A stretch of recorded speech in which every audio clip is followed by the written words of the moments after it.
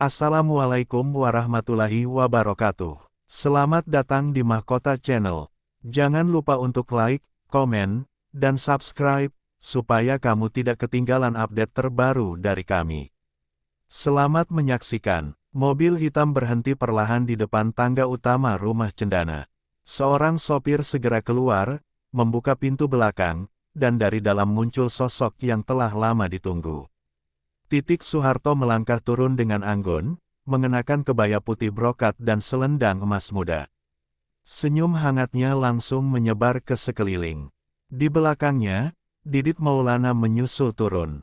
Penampilannya khas dan artistik, mengenakan busana rancangan sendiri yang memadukan sentuhan tradisional dan modern.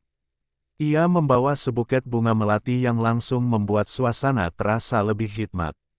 Didit menatap rumah besar itu dengan mata berkaca-kaca. Terakhir kali ia ke sini, suasana tak seperti ini. Tutut segera keluar menyambut mereka. Pelukannya langsung merengkuh Titik dengan hangat, penuh rasa haru. "Alhamdulillah kamu datang," bisiknya lirih di telinga adiknya. Mereka tak berkata banyak, karena kata-kata kadang terlalu sempit untuk menampung rindu yang telah lama bertumpuk. Didit menyalami bibinya, mencium tangan, lalu memeluknya. "Saya rindu rumah ini, Bude," katanya pelan. Tutut tersenyum, lalu merangkulnya. Ia tahu, bagi Didit, rumah ini bukan sekadar bangunan tua, tapi tempat masa kecilnya terukir, tempat ia mengenal keluarga dan sejarah panjang mereka. Setelah menyapa beberapa kerabat yang lebih dulu hadir, Titik dan Didit memasuki ruang tamu. Aroma harum dari dupa dan bunga melati langsung menyergap mereka. Di pojok ruangan, foto Soeharto dan Ibu Tien seolah menyambut dengan senyum yang tak lekang oleh waktu. Didit menatap foto itu lama, seakan sedang berbincang dalam hati. "Masih terasa hangatnya, ya," kata Titik pelan sambil menatap ruang keluarga. Tutut mengangguk. "Kita jaga ini, Tik. Warisan bukan cuma benda, tapi rasa dan nilai." Kalimat itu membuat hati Titik menghangat. Dalam diam, ia merasa pulang tidak hanya secara fisik, tapi juga secara batin. Keduanya lalu menuju meja hidangan. Didit sempat mengambil sepotong kue semprit yang biasa dibuat almarhumah Ibu Tien. "Ini resep Eyang?" "Iya," tanyanya. Tutut tersenyum, "Masih kami pakai sampai sekarang." "Kamu masih ingat?" Didit mengangguk sambil tersenyum lebar, mengenang masa kecilnya mencuri kue dari dapur. Obrolan mereka kemudian mengalir ringan, namun dalam. Tentang keluarga, masa lalu, masa depan, hingga bagaimana mempertahankan keharmonisan di tengah zaman yang berubah. Didit, dengan segala kesibukan sebagai desainer ternama, mengakui bahwa momen seperti ini adalah oase dalam hidupnya. Tak lama kemudian, suara azan zuhur terdengar dari musala rumah. Titik dan Tutut saling berpandangan, lalu mengangguk. "Kita sholat dulu," ujar Tutut. Didit ikut berdiri. Di rumah besar itu, tradisi tetap dijaga. Mereka berjalan bersama menuju musala, meninggalkan sejenak segala nostalgia, dan memeluk kembali nilai yang sejak dulu ditanamkan dalam keluarga. Usai salat zuhur berjamaah, keluarga perlahan kembali ke ruang tengah. Meja makan besar yang telah dipenuhi hidangan tradisional tampak semakin ramai. Anak-anak berlarian, sementara para sepupu, keponakan, dan cucu mulai saling bertukar cerita. Rumah Cendana hari itu benar-benar hidup kembali, seolah masa lalu hadir tanpa diminta. Titik duduk di sofa tua yang dulu jadi tempat favoritnya semasa kecil. Di sebelahnya, Didit mengeluarkan ponselnya dan mulai memotret ruangan. "Aku mau buat dokumentasi, Ma. Ini bagian dari sejarah," ujarnya. Titik hanya mengangguk sambil tersenyum haru, matanya masih terpaku pada album foto yang diletakkan di meja. Tutut menghampiri mereka dengan piring kecil berisi semur jengkol. "Ini kesukaan Bapak." "Dulu," katanya. Mereka bertiga tertawa kecil, bukan karena jengkolnya, tapi karena kenangan yang menyertainya. Dulu, Soeharto sering meminta dibuatkan menu itu khusus saat Lebaran. Walau sederhana, bagi keluarga ini, masakan ibu dan kehangatan meja makan adalah lambang kekuatan. Obrolan pun berkembang. Dari nostalgia masa kecil hingga refleksi masa kini. Didit sempat bercerita tentang bagaimana dunia fashion banyak menginspirasi dirinya dari batik koleksi keluarga. Ia ingat bagaimana Ibu Tien selalu mengenakan kebaya klasik dengan batik tulis yang dipilih sendiri. Itu seperti pelajaran estetika sejak kecil, katanya sambil tertawa. Di sisi lain ruangan, para kerabat bergiliran menghampiri Tutut dan Titik. Mereka mencium tangan, berbasa-basi, lalu tersenyum hangat. Tak ada sekat hierarki di momen ini. Semua melebur dalam suasana kekeluargaan. Rumah yang sempat lama sunyi itu kini penuh gelak tawa dan percakapan lembut. Seorang cucu dari kerabat jauh menyodorkan amplop kecil sambil berkata, "Ini untuk Mbak Tutut, terima kasih sudah undang kami." Tutut menolak halus dan meraih tangan sang anak kecil, lalu memberinya kue nastar sebagai ganti. Hari ini bukan soal memberi atau menerima, tapi bersama-sama, ucapnya tulus. Anak kecil itu mengangguk, malu-malu. Sementara itu, Didit mengajak beberapa sepupu muda untuk melihat koleksi kain kuno yang tersimpan di salah satu lemari antik. Ini dulu dipakai waktu ibu ikut acara kenegaraan di istana, katanya. Semua terkagum. Bukan hanya karena keindahan kain, tapi karena betapa warisan budaya itu dijaga sedemikian rupa di keluarga ini. Suasana makin hangat ketika seorang keponakan memainkan lagu lawas di piano tua yang ada di sudut ruangan. Lagu-lagu keroncong dan tembang Jawa menggema pelan, menyatu dengan aroma masakan dan semilir angin dari jendela-jendela besar rumah cendana. Ada kesan damai yang sukar dijelaskan, seolah waktu ikut bersujud dalam syukur. Menjelang sore, satu persatu tamu mulai berpamitan. Namun rumah tak lekas sepi. Justru di saat itu, anggota inti keluarga kembali berkumpul lebih dekat. Mereka duduk melingkar di ruang keluarga, membuka lembaran lama sambil menertawakan cerita-cerita yang nyaris terlupakan. Tidak ada pembicaraan politik, tidak ada bahasan berat, hanya keluarga dan rasa rindu yang terobati. Hari itu, rumah cendana tak hanya menjadi tempat silaturahmi, tetapi juga ruang bagi kenangan dan kebersamaan yang lama hilang. Bagi Didit dan Titik, momen ini adalah pengingat bahwa warisan terbesar bukanlah harta, melainkan ikatan batin yang mampu menyatukan generasi dalam satu rumah, satu ingatan, dan satu doa. Matahari mulai condong ke barat, menyinari halaman rumah cendana dengan cahaya keemasan yang lembut. Angin petang berembus pelan, membawa serta aroma bunga kenanga dan pandan yang tertanam sejak dulu oleh almarhumah Ibu Tien. Titik melangkah sendirian ke taman belakang, tempat yang dulu menjadi ruang kesukaan ayahnya untuk duduk sore-sore. Ia mengenakan kerudung tipis dan duduk di kursi rotan tua yang masih kokoh meski usianya sudah puluhan tahun.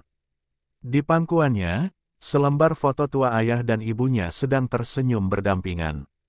Pandangannya lama tertuju pada wajah sang ayah, Presiden Soeharto, yang dulu dihormati sekaligus disegani oleh banyak orang. "Pak, Bu, kita semua baik-baik saja," gumamnya lirih, nyaris tak terdengar. Tangannya mengelus lembut foto itu. Ada air mata yang menggenang, tapi tak ia biarkan jatuh. Ia hanya ingin bicara, menyapa, mengabari, dan menumpahkan rindu yang selama ini ditahannya dalam diam. Didit menyusul dari belakang, namun tak langsung menghampiri. Ia berdiri beberapa meter dari ibunya, membiarkan momen itu tetap hening. Ia tahu, ada hal-hal yang hanya bisa dimengerti seorang anak kepada orang tuanya. Apalagi ketika, yang dikenang bukan hanya sosok pribadi, tapi juga simbol sejarah bangsa. Titik menengadah, menatap langit yang mulai berubah jingga. Ia teringat betapa ayahnya sangat disiplin, namun begitu lembut pada keluarga. Bapak itu kalau sudah duduk di kursi ini, tak banyak bicara, tapi semua tahu, ia sedang berpikir untuk kita semua, bisiknya kepada Didit yang kini duduk di sampingnya. Didit menanggapi dengan anggukan kecil. "Saya masih ingat, Ma. Eyang selalu tepuk pundakku tiap kali aku pulang sekolah. Cuma satu tepukan, tapi rasanya tenang sekali." Titik tertawa pelan. Itu caranya menunjukkan kasih. Jarang kata-kata, tapi selalu hadir. Keduanya terdiam sejenak, membiarkan angin sore menyapu pelan wajah mereka. Lalu, Titik mengambil satu surat tua dari tas kecilnya. Ini surat terakhir ibu waktu menjelang wafat. Aku simpan terus, katanya. Didit membaca pelan, tak bisa menyembunyikan keterharuan. Dalam surat itu, Ibu Tien berpesan agar anak-anaknya tetap rukun dan menjaga nama baik keluarga dengan kelembutan hati, bukan kekuasaan. Suasana menjadi begitu hening. Hanya suara dedaunan dan sesekali kicau burung terdengar. Titik menyandarkan tubuhnya, menutup mata sejenak. Baginya, taman ini bukan sekadar tempat mengenang, tapi ruang berbicara kepada masa lalu, merajut ulang rasa yang pernah tumbuh, dan menumbuhkan harapan yang belum sempat mekar. Ketika cahaya matahari terakhir mulai hilang di balik pepohonan, Titik dan Didit bangkit perlahan. Ayo masuk, Ma. Udah mulai dingin, ajak Didit. Titik mengangguk, namun sempat memalingkan wajah sekali lagi ke kursi rotan itu. Terima kasih, Pak. Terima kasih, Bu. Kami akan terus menjaga semuanya, ucapnya pelan, seolah mereka masih duduk di sana. Keduanya kembali ke dalam rumah. Tapi di hati mereka, percakapan di taman itu tak akan pernah selesai. Karena bagi Titik, cinta kepada orang tua tidak mengenal batas waktu, dan kenangan akan tetap hidup selama ia terus menyebut nama mereka dalam setiap doa. Malam mulai turun perlahan di atas rumah cendana. Lampu-lampu kuning temaram menyala satu persatu, menciptakan suasana hangat dan tenang. Di ruang tengah, sajadah sudah digelar, dan para anggota keluarga berkumpul dalam lingkaran doa. Ada kesepakatan tak tertulis, setiap malam lebaran, mereka selalu mengirimkan doa untuk almarhum bapak dan ibu. Didit duduk di sebelah Titik, memegang tasbih kecil milik kakeknya. Para keponakan yang masih muda terlihat khusyuk, beberapa menunduk, beberapa menatap kosong, mungkin membayangkan wajah-wajah orang yang telah tiada. Hening, tak satu pun berbicara selain sang pemimpin doa yang melantunkan ayat-ayat suci. Titik memimpin zikir bersama, suaranya lirih, tenang, namun penuh wibawa. Setiap lafal yang keluar dari bibirnya seperti membawa memori puluhan tahun lalu, saat ayah dan ibunya duduk di tempat yang sama, memimpin keluarga dalam sujud dan permohonan. Tak terasa, air mata menetes perlahan di pipinya, namun ia tetap melanjutkan. Ya Allah, tempatkan mereka di sisi-Mu yang terbaik, ucapnya dalam doa. Suara itu hampir pecah, namun justru karena itu, semua yang hadir semakin terhanyut. Mereka merasa kehilangan yang sama, meskipun waktu telah berlalu begitu jauh dari saat terakhir Soeharto dan Tien berpulang. Setelah doa selesai, suasana masih tetap hening. Tidak ada yang langsung berdiri atau berbicara. Semua larut dalam perenungan masing-masing. Beberapa mata terlihat basah, beberapa senyap dalam zikir pribadi. Rumah besar itu terasa penuh oleh kehadiran yang tak kasat mata, seolah para leluhur benar-benar hadir malam itu.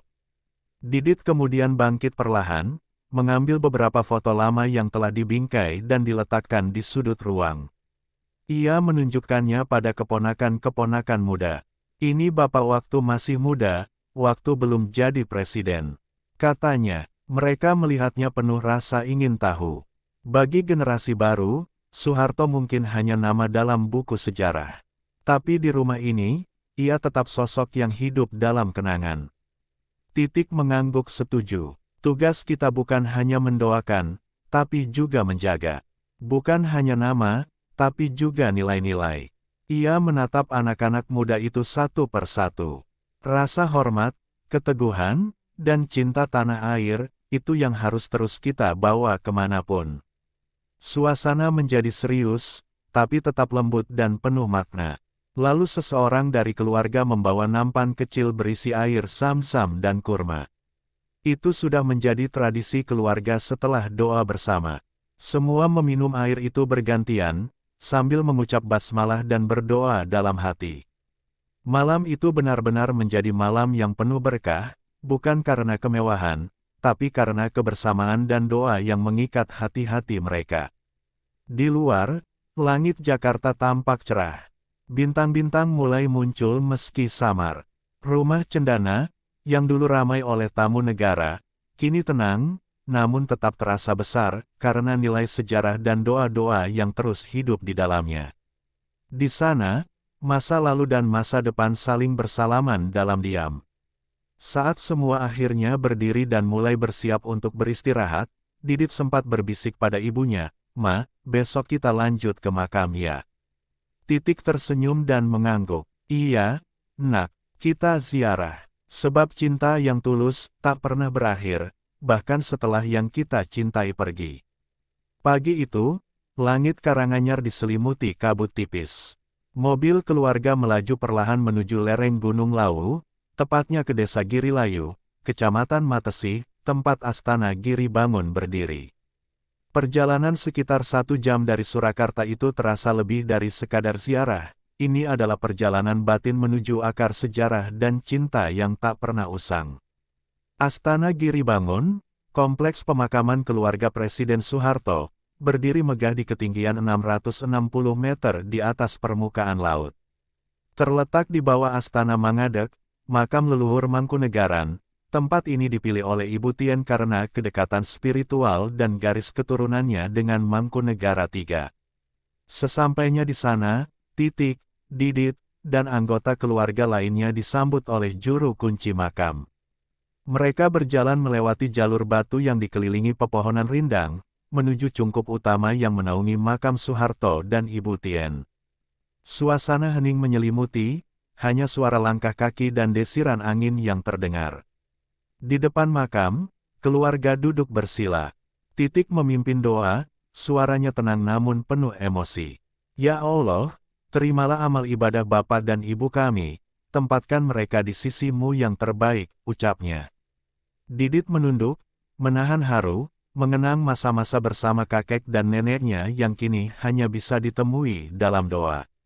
Setelah doa, mereka menaburkan bunga di atas makam. Didit mengambil sejumput bunga melati, menaburkannya perlahan sambil berbisik, "Eyang, kami di sini. Kami tidak lupa." Matanya berkaca-kaca, namun senyum tipis terukir di wajahnya, seolah merasakan kehadiran sang kakek dan nenek. Titik lalu mengajak keluarga melihat cungkup lain di kompleks tersebut. Mereka berjalan melewati cungkup Argo Tuwu, Argo Kembang, dan Argo Sari, masing-masing memiliki makna filosofis tentang kehidupan dan perjalanan menuju Yang Maha Kuasa. Penjelasan juru kunci tentang makna setiap cungkup membuat mereka semakin memahami nilai-nilai yang dijunjung tinggi oleh leluhur mereka. Di salah satu sudut, Didit mengambil foto kompleks makam, mengabadikan momen tersebut. "Ini bukan sekadar makam, ini adalah monumen cinta dan pengabdian," katanya. Ia berencana membuat dokumentasi tentang Astana Giri Bangun, agar generasi muda mengenal dan menghargai sejarah keluarga mereka. Sebelum pulang, keluarga berkumpul di pendopo kecil dekat pintu masuk. Mereka berbincang ringan, mengenang kisah-kisah masa lalu, dan merencanakan kegiatan keluarga ke depan. Titik menekankan pentingnya menjaga silaturahmi dan meneruskan nilai-nilai yang telah diwariskan oleh orang tua mereka. Perjalanan pulang terasa lebih ringan. Meski hati masih diliputi rasa haru, ada ketenangan yang menyelimuti. Ziarah ke Astana Giri Bangun bukan hanya tentang mengenang, tetapi juga tentang memperkuat ikatan keluarga dan meneguhkan komitmen untuk meneruskan warisan nilai dan cinta yang telah ditanamkan oleh Soeharto dan Ibu Tien. Setelah pulang dari Astana Giri Bangun, suasana di rumah cendana berubah menjadi lebih hangat dan penuh kebersamaan. Momen ziarah tadi seperti menghidupkan kembali semangat silaturahmi dan nilai-nilai luhur yang selama ini diwariskan. Titik duduk di ruang tamu bersama Didit dan beberapa sepupu, mengingatkan mereka bahwa warisan keluarga bukan hanya harta, melainkan juga adab, kebijaksanaan, dan tanggung jawab moral. "Bapak itu orang yang sangat disiplin dan penuh pertimbangan," ujar Titik sambil mengenang. Tiap keputusan yang beliau ambil selalu melalui proses panjang, dengan banyak istihoroh dan diskusi keluarga. Didit mengangguk, ia pun pernah mendengar kisah-kisah itu dari sang ibu sejak kecil. Semakin dewasa, ia makin memahami beban sejarah dan nilai yang harus dijaga. Di ruang keluarga, foto-foto lawas tetap terpajang dengan rapi. Ada gambar saat Soeharto memimpin rapat kabinet, momen keluarga di istana, hingga potret pernikahan almarhum Ibu Tien. Setiap foto memiliki cerita dan makna tersendiri. Mereka bukan hanya lambang masa lalu, tetapi juga pengingat akan tanggung jawab untuk terus melangkah dengan dasar nilai-nilai yang kuat. Setiap bulan, keluarga Cendana masih rutin mengadakan pengajian dan santunan anak yatim. Tradisi ini sudah dilakukan sejak masa Ibu Tien masih hidup. Titik memastikan semuanya berjalan, dari logistik hingga undangan. Ia percaya bahwa berbagi adalah inti dari keberkahan hidup. Selama kita bisa memberi, itu tandanya Allah masih mempercayakan rezekinya melalui kita, ucapnya suatu malam. Didit juga mulai menunjukkan kepeduliannya. Ia mendampingi ibunya ke beberapa kegiatan sosial, bahkan kadang turun langsung ke lapangan untuk membantu masyarakat. Ia menyadari bahwa ketenaran keluarga bukan hanya soal nama besar, tapi juga kesempatan untuk memberi dampak positif. Kita harus jadi panutan, bukan hanya karena nama, tapi karena tindakan, katanya.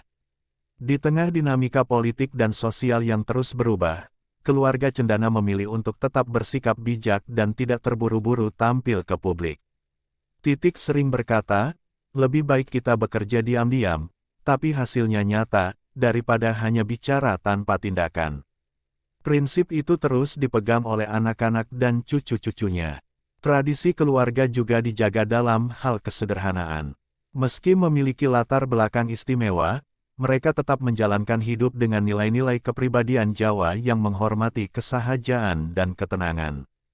Pakaian yang dikenakan pun sederhana, namun tetap rapi dan sopan. Rumah besar di Cendana pun tidak pernah berubah mencolok, tetap seperti dulu. Tiap hari Jumat, mereka biasa mengadakan tahlil kecil. Bukan sekadar rutinitas, melainkan bentuk kedekatan dengan Allah dan mengenang para leluhur. Keluarga juga membiasakan untuk sholat berjamaah, terutama saat hari-hari besar seperti Idul Fitri, Maulid Nabi, dan Nuzulul Quran. Semua terasa lebih hangat saat dilakukan bersama. Bapak dan ibu tidak hanya mewariskan bangunan megah atau nama besar, ujar Titik suatu malam kepada anak-anaknya, tetapi warisan sejati itu ada di hati dan perbuatan. Itu yang tidak bisa hilang. Didit mencatat kalimat itu dalam pikirannya, dan berjanji dalam hati untuk terus menjaga dan melanjutkannya. Ketika malam tiba, dan rumah mulai sepi, suara ayat suci dari ruang tengah tetap terdengar. Disitulah kekuatan Cendana bertahan, bukan pada politik, bukan pula pada kekuasaan, tetapi pada doa, kesetiaan pada nilai, dan cinta yang terus hidup dari generasi ke generasi. Malam itu, di ruang kerja rumah Cendana, Didit duduk termenung di depan meja kayu besar. Di atas meja, ada beberapa dokumen yang sedang dia telaah, namun pikirannya melayang jauh. Ia memikirkan beban yang semakin terasa berat seiring bertambahnya usia dan tanggung jawab keluarga. Meskipun ia merasa jauh dari dunia politik, Didit tahu bahwa warisan keluarganya menuntut lebih dari sekadar perhatian biasa. Setelah lama terlibat dalam kegiatan sosial, Didit semakin menyadari pentingnya melanjutkan tradisi yang telah diwariskan oleh kakek dan neneknya. Ia mulai merancang program-program yang berfokus pada pemberdayaan masyarakat, seperti pelatihan kewirausahaan untuk generasi muda di daerah terpencil. Didit tidak ingin menjadi pewaris yang hanya terjebak dalam bayang-bayang sejarah, tetapi ia ingin meninggalkan jejak yang lebih nyata bagi bangsa ini. Pendidikan adalah kunci untuk membuka masa depan, pikir Didit dalam hati. Ia berencana mendirikan beberapa pusat pendidikan yang tidak hanya mengajarkan keterampilan praktis, tetapi juga membentuk karakter bangsa yang lebih baik. Dengan fasilitas yang memadai dan pengajaran berbasis nilai, ia berharap anak-anak muda bisa tumbuh menjadi pemimpin masa depan yang berintegritas. Di samping itu, Didit juga mendalami bidang seni dan budaya. Bagi dia, warisan budaya Indonesia adalah harta yang tak ternilai. Ia mulai menjalin kerjasama dengan berbagai lembaga seni untuk mendukung pelestarian budaya, terutama dalam bentuk musik dan tari tradisional. Kita tidak bisa melupakan akar budaya kita, karena disitulah letak kekuatan bangsa ini, kata Didit kepada para koleganya. Kendati begitu, Didit sadar bahwa perjuangan untuk menjaga kesatuan keluarga juga tidak kalah penting. Meskipun tidak semua anggota keluarga terjun ke dunia politik, tetapi ikatan persaudaraan dan kasih sayang tetap menjadi pilar utama dalam keluarga Cendana. Tiap kali bertemu dengan saudara-saudara, Didit merasa bahwa setiap pertemuan adalah kesempatan untuk memperkuat ikatan darah yang telah mengakar kuat. Namun, Didit juga menyadari bahwa tantangan terbesar bukan hanya datang dari luar keluarga, tetapi dari dalam dirinya sendiri. Banyak yang berharap agar ia melanjutkan jejak kakeknya sebagai figur publik yang berpengaruh, namun Didit selalu berusaha menjaga jarak antara kehidupan pribadinya dan tekanan yang datang dari luar. Ia tidak ingin terjebak dalam bayang-bayang masa lalu, tetapi ingin menciptakan jalannya sendiri, meskipun berat. Kehidupan pribadinya pun tidak lepas dari sorotan media. Beberapa kali, Didit sempat merasa cemas dan lelah dengan kehidupan yang penuh tekanan ini. Tetapi setiap kali ia pulang ke rumah Cendana dan berkumpul dengan keluarga, rasa lelah itu seolah hilang. Keluarganya adalah sumber kekuatan yang tak terhingga. Mereka bukan hanya tempat ia mencari dukungan, tetapi juga tempat ia belajar untuk tetap rendah hati dan selalu bersyukur. Kekhawatiran masyarakat tentang kelanjutan generasi Cendana membuat Didit semakin merasa penting untuk menunjukkan bahwa keluarga ini masih dapat memberi kontribusi positif. Ia percaya bahwa meskipun latar belakang mereka luar biasa, yang lebih penting adalah bagaimana keluarga ini dapat beradaptasi dan memberikan manfaat bagi banyak orang di era yang serba berubah ini. Di tengah segala kesibukannya, Didit tetap menjaga tradisi keluarga. Ia sering menghadiri acara-acara keagamaan bersama ibunya, Titik, dan beberapa anggota keluarga lainnya. Ini adalah landasan hidup kita. Tanpa agama dan nilai-nilai yang terkandung di dalamnya, kita tidak akan bisa bertahan, kata Didit dengan tegas. Ia berusaha untuk tidak hanya mewarisi harta, tetapi juga mewarisi keteguhan iman dan keadilan sosial yang ditanamkan oleh sang kakek. Malam itu, saat Didit menatap langit yang penuh bintang, ia merasakan sebuah ketenangan. Di dalam dirinya, ia tahu bahwa perjalanan panjang yang dimulai dari garis keturunan yang agung ini, bukan hanya untuk dirinya sendiri, tetapi untuk masa depan bangsa yang lebih baik. Ia bertekad untuk menjaga nama baik keluarga, namun lebih dari itu, ia ingin menjadi pewaris yang melanjutkan warisan keluarga dengan cara yang penuh kebijaksanaan dan cinta. Malam itu, angin sepoi-sepoi masuk melalui jendela ruang tamu yang terbuka. Di luar, suara riuh kendaraan dan percakapan warga teredam di balik tembok kokoh rumah Cendana. Didit duduk di kursi panjang, menatap layar ponselnya dengan penuh perhatian. Berita-berita terkini yang muncul di media sosial mengandung spekulasi bahwa ia mungkin akan terjun ke dunia politik, sebuah langkah yang selama ini ia hindari. Namun, kini, tekanan untuk mengikuti jejak sang kakek semakin kuat. Sebagian orang menganggap bahwa Didit adalah sosok yang tepat untuk menggantikan posisi politik keluarga yang pernah menguasai negeri ini. Tak sedikit yang mengusulkan agar ia segera mendaftar sebagai calon legislatif atau bahkan calon gubernur. Tetapi di dalam hatinya, Didit merasa terbelah. Ia sadar bahwa dunia politik bukanlah dunia yang mudah. Di sana, banyak kepentingan yang harus diperjuangkan, dan tidak semua jalan dapat ditempuh dengan cara yang lurus. Apakah aku siap? Tanya Didit dalam hati. Ia tidak ingin menjadi sosok yang hanya terjebak dalam permainan kekuasaan. Sejak kecil, ia telah diajarkan untuk mengutamakan kepentingan rakyat, bukan kepentingan pribadi. Namun, banyak pihak yang menganggap bahwa hanya dengan menguasai kursi politik, seseorang bisa membawa perubahan besar. Tapi apakah itu jalan yang benar? Pagi-pagi, Titik menghampiri Didit di ruang kerja. Wajahnya tampak serius. Didit, kamu sudah dengarkan apa yang sedang berkembang di luar sana? Tanya Titik dengan lembut. Didit mengangguk, menatap ibunya dengan tatapan penuh pertanyaan. Ibu tahu kamu tidak ingin terjun ke politik. Tapi sebagai keluarga, kita juga harus siap jika memang itu adalah jalan yang harus kita ambil. Lanjut. Suara ibunya mengandung keteguhan. Didit menghela napas panjang, menyadari bahwa kedudukannya sebagai anggota keluarga cendana membuatnya selalu berada di sorotan publik. Ibu, aku ingin fokus pada pemberdayaan masyarakat dan pendidikan. Aku tidak yakin jika terjun ke dunia politik akan membantuku untuk mencapai itu, jawab Didit dengan penuh keyakinan.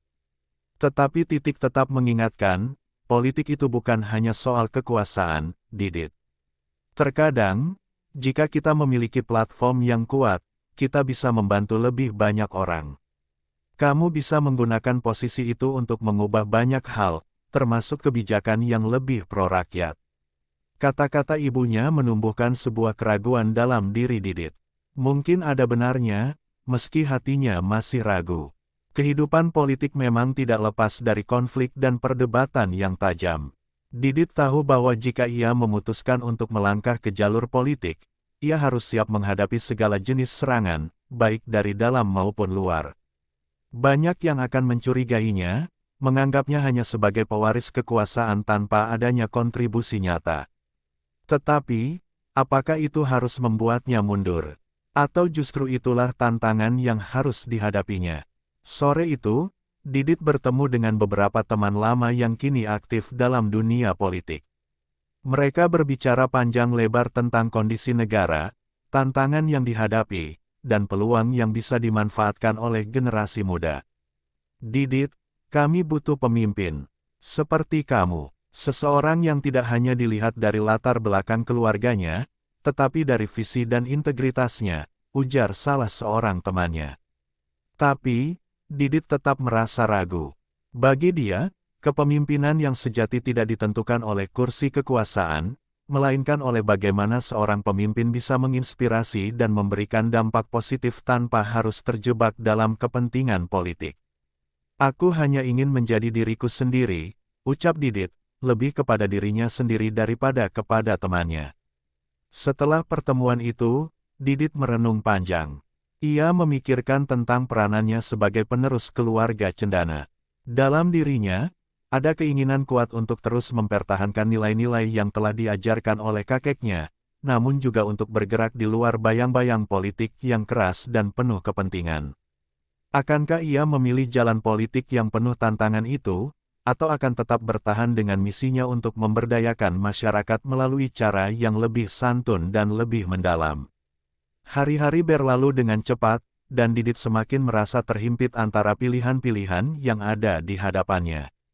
Meskipun ia memiliki visi besar untuk pemberdayaan masyarakat dan pendidikan, tekanan yang datang dari luar semakin kuat.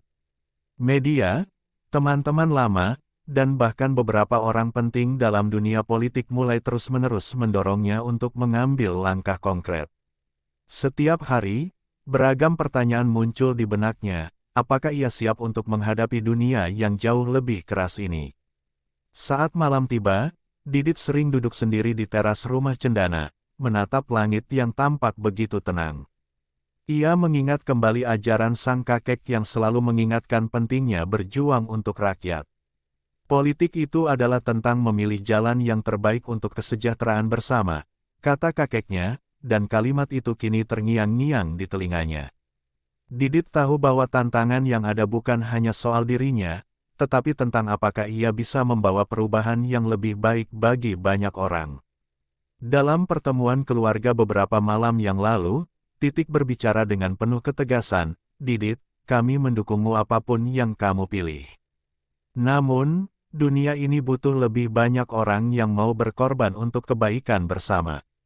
Kakekmu selalu mengingatkan bahwa kita memiliki tanggung jawab untuk negara ini." Kata-kata ibunya semakin membuka pikiran Didit. Meskipun ia masih merasa ragu, ia tahu bahwa sebagai bagian dari keluarga ini, ia tidak bisa menghindar dari panggilan tersebut. Pagi itu, Didit menemui beberapa sahabat yang telah berpengalaman dalam dunia politik. Salah satunya adalah seorang politisi senior yang telah lama berkarir. "Jangan pernah takut untuk mengambil langkah, Didit. Politik itu tentang memimpin dan mempengaruhi kebijakan yang baik untuk banyak orang.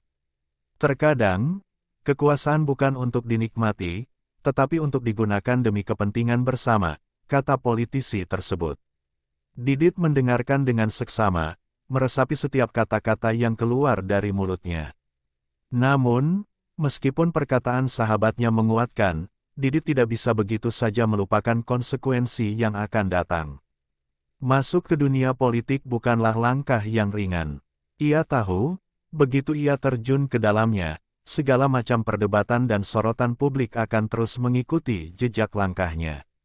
Aku harus siap untuk ini, gumam Didit dalam hati. Suatu pagi yang cerah, Didit memutuskan untuk berkunjung ke sebuah desa yang telah ia bantu melalui program pendidikan. Ia melihat bagaimana anak-anak di sana mengenyam pendidikan yang lebih baik berkat bantuan yang ia berikan. Melihat mereka belajar dan memiliki harapan besar untuk masa depan, hatinya tergerak.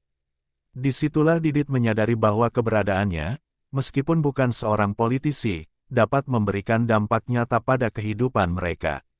Saat kembali ke rumah Cendana, Didit merasa lebih tenang. Mungkin inilah saatnya untuk mengambil langkah yang lebih besar. Ia bukan hanya berjuang untuk namanya, tetapi untuk anak-anak yang masa depannya ditentukan oleh kebijakan yang diambil. Aku harus memilih jalan ini, kata Didit dengan keyakinan baru. Keputusan itu bukanlah pilihan yang mudah, tetapi ia merasa itulah langkah yang harus diambil. Dengan tekad yang bulat, Didit akhirnya memutuskan untuk maju ke dunia politik. Tidak hanya untuk mengikuti jejak keluarga, tetapi untuk membawa perubahan yang lebih positif. Ia menyusun rencana dan mulai berdiskusi dengan orang-orang yang peduli terhadap kesejahteraan masyarakat. Dengan bantuan tim yang solid, Didit mulai membangun visi politik yang berbasis pada keadilan, kesejahteraan sosial, dan pendidikan yang berkualitas. Keputusan ini bukan berarti bahwa Didit akan meninggalkan visinya untuk pemberdayaan masyarakat dan pendidikan. Sebaliknya, ia akan menggabungkan kedua hal tersebut dalam misi politiknya. Ia tahu, dunia politik adalah dunia yang penuh tantangan, tetapi jika ia bisa menggunakan posisi itu untuk memperjuangkan kepentingan banyak orang, maka itulah saat yang tepat untuk terjun. Pada malam itu, saat didampingi keluarga, Didit mengumumkan keputusannya untuk maju dalam dunia politik. Titik menatapnya dengan bangga, meskipun ada sedikit kecemasan di matanya. Ibu bangga dengan keputusanmu, Didit. Kami akan selalu ada untukmu, kata Titik dengan suara lembut namun penuh makna. Didit tahu bahwa perjalanan panjang yang akan dihadapinya bukan hanya tentang dirinya sendiri, tetapi tentang negara, keluarga, dan masa depan yang lebih baik bagi banyak orang.